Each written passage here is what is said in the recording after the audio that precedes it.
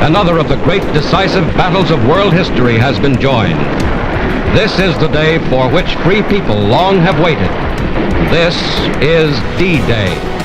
The Battle of Normandy, famously known as D-Day, marked the pivotal moment of the liberation of France. How did Germany suffer such a catastrophic failure? Despite the Allies enduring approximately 10,000 casualties, during the beach stormings at Normandy, France on June 6, 1944, Germany faced the loss of an entire country. France broke free from the clutches of the withering German grasp as the Third Reich froze like a deer in the headlights on an old country road. Except the headlights came from multiple vehicles. The reasons for Germany's failure were manifold, and in reality, everything went as wrong as it possibly could have.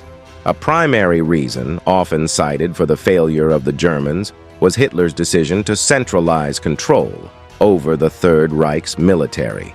This proved problematic for several reasons. Firstly, Hitler firmly believed that the Allies would attack France, but not at Normandy. Hitler was steadfast in his belief that the Allies would choose another location, such as Calais, for their invasion. Consequently, proper defense forces were not adequately positioned at Normandy when D-Day arrived, as Hitler's decision was unchangeable.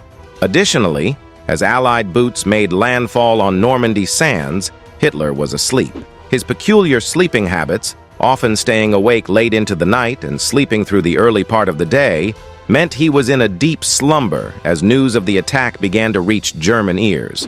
The initial confusion surrounding the events led to a reluctance to awaken the slumbering dictator, despite the fact that command of the armed forces still rested in his hands. Even upon awakening, Hitler's continued belief that the attack was imminent elsewhere only exacerbated the situation, failing to resolve any of the unfolding problems. Normandy was perceived as a diversionary tactic, aimed at drawing German troops away from the true target, wherever it might be.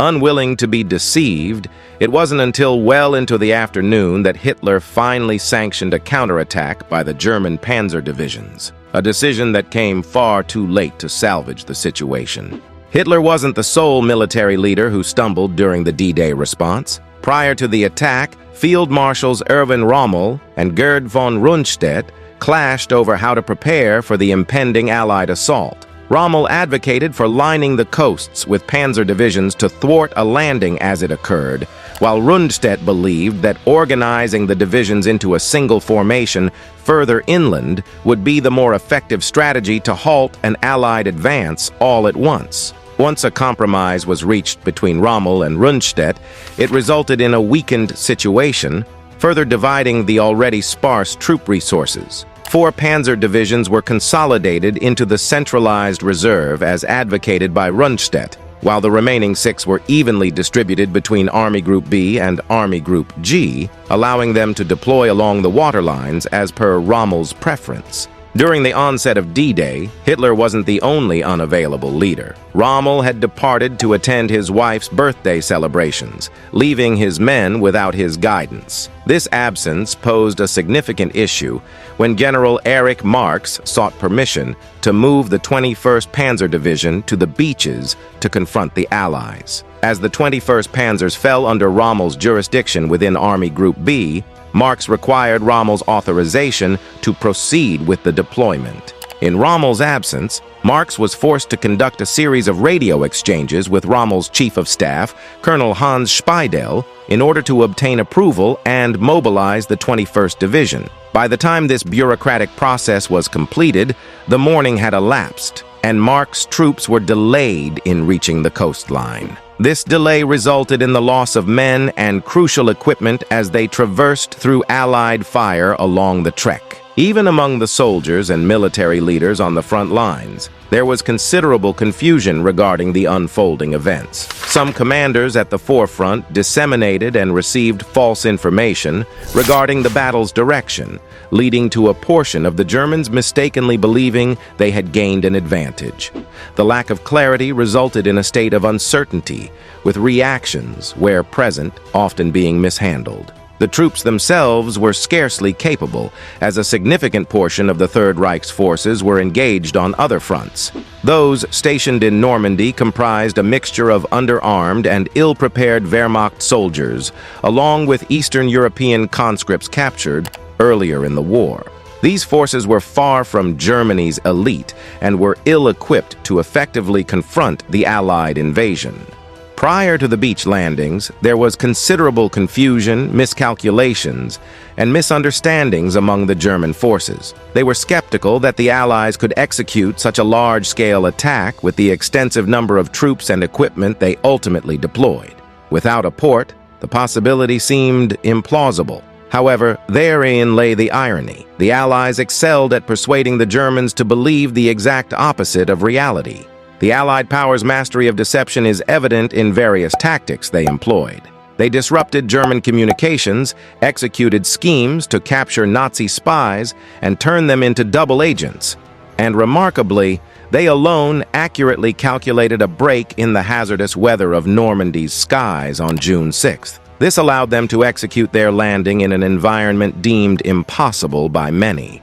The true extent of the Allied deception can be encapsulated in two words: Operation Fortitude.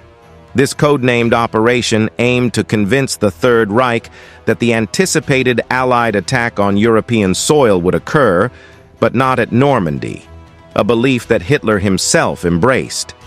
The deception commenced a year prior to the actual assault, involving the creation of an entirely fictitious armed force. Operation Fortitude, conceived under the broader umbrella of Operation Bodyguard, exploited the Germans' preconceived notion that the most logical point of invasion for the Allies would be the Pas de Calais, a belief that the Allied military leaders were keenly aware of. Indeed, there was no need to persuade the Germans of this notion.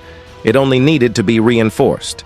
In early 1944, Sub-Operation Quicksilver was initiated, accompanied by the announcement that the renowned and highly respected U.S. senior officer, George S. Patton, would assume command of the 1st U.S. Army Group. The crucial point was that FUSAG wasn't genuine. Its soldiers were decoys, its tanks and planes were fabricated, and much of its equipment amounted to nothing more than inflatable toys. To enhance the illusion, the Allies pretended to be oblivious, permitting the Germans to take photographs as they flew over the decoys of this fictitious army. To bolster the credibility of the deception, misleading radio transmissions were intentionally leaked to the Germans. Simultaneously, the aforementioned double agents dutifully fed the Führer and his military leaders the same false information while maintaining their utmost trust. All of these maneuvers seamlessly aligned with Hitler's preconceived beliefs, unwittingly playing directly into the hands of the Allies. Even if the Germans had exposed the double agents, discerned the FUSAG decoys, and prepared more diligently for a potential assault on Normandy's beaches, there's no assurance that D-Day wouldn't have still spelled failure for the Third Reich. With the war drawing to a close, the Nazi regime and its military were already in decline, their dominance waning steadily.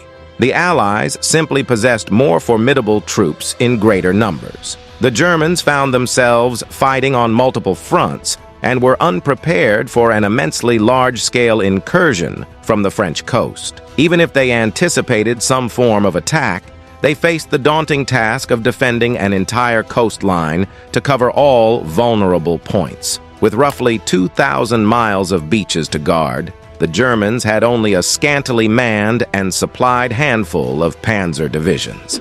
In contrast, the Allies could concentrate all of their utilized troops on a single attack area of their choosing. Furthermore, the Allied forces employed a combination of land, sea, and air power, whereas the Germans lacked any significant air or naval capabilities. They relied solely on troops on the ground, lacking the strategic advantage of air and naval support. The absence of accurate intelligence regarding the attack's location had no impact on the unforeseen timing, nor would it have prevented Hitler from sleeping late or hindered the execution of his military's counterattack. Similarly, it wouldn't have stopped Rommel from leaving for home or addressed the multitude of other factors that collectively contributed to the disastrous outcome for Nazi Germany. The reality is, the Germans faltered at Normandy because they lacked the capacity to conclude the war they had initiated. By the time of D-Day, they were stretched too thin and entrenched in a series of ill-advised decisions, making it impossible to extricate themselves from the bunker that would eventually seal their ultimate downfall.